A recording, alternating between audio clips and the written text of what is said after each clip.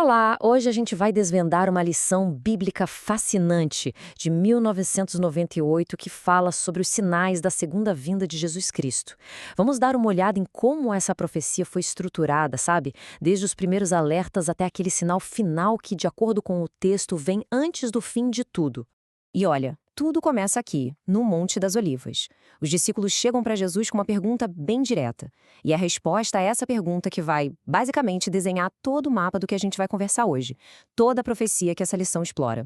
Então, antes de a gente mergulhar nos sinais para valer, a lição faz um alerta importante. Ela primeiro nos diz sobre o que não é um sinal do fim.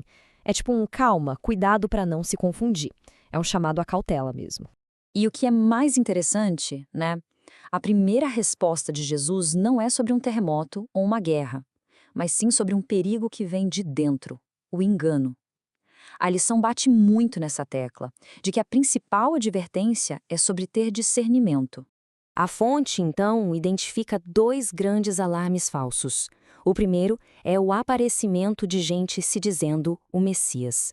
E o segundo são as guerras e os boatos de guerras. Coisas terríveis, claro, mas que são descritas como algo que vai acontecer sim, só que ainda não é o fim.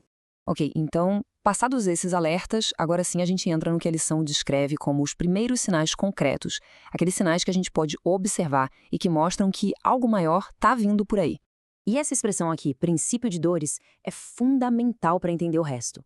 A lição explica que é uma metáfora, sabe? Como as dores de um parto. As contrações não são o nascimento em si, mas avisam que ele está chegando. E elas vão ficando mais fortes, mais frequentes. A ideia é a mesma com esses sinais.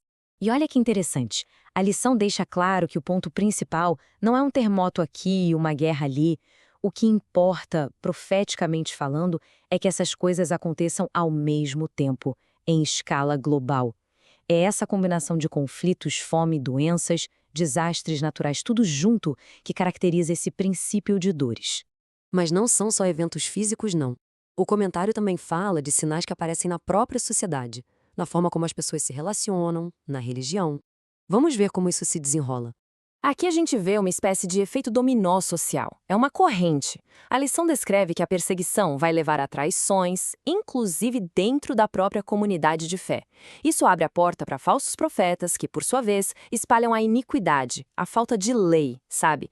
E o resultado final disso tudo, o amor de muita gente esfria.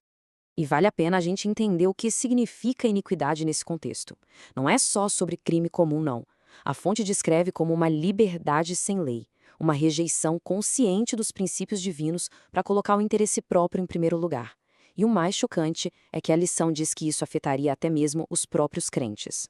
Certo, então a gente já passou pelos desastres, por essa decadência na sociedade. E aí, depois de tudo isso, a lição aponta para um último sinal, um evento global, a pré-condição final antes que o fim chegue.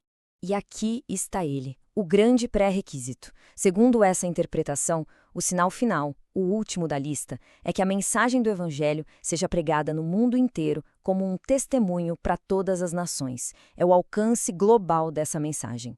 E só então virá o fim. É basicamente isso. A fonte apresenta esse alcance global como gatilho. Uma vez que o testemunho chegou a todo mundo, a engrenagem dos eventos finais começa a girar. E no fim das contas, a conclusão da lição é essa. No meio de todo esse caos, do engano, da perseguição, a mensagem principal não é de medo, é um chamado para perseverar. O foco muda dos sinais lá fora para a firmeza espiritual aqui dentro. Então, o que essa lição de 1998 nos dá é uma estrutura, uma forma teológica de interpretar os sinais dos tempos. E isso, claro, nos leva a uma pergunta maior, né? Como é que diferentes sistemas de crença, diferentes visões de mundo, lidam com essa balança entre ter esperança, ficar vigilante e, ao mesmo tempo, viver com a incerteza do futuro? Fica aí uma boa reflexão.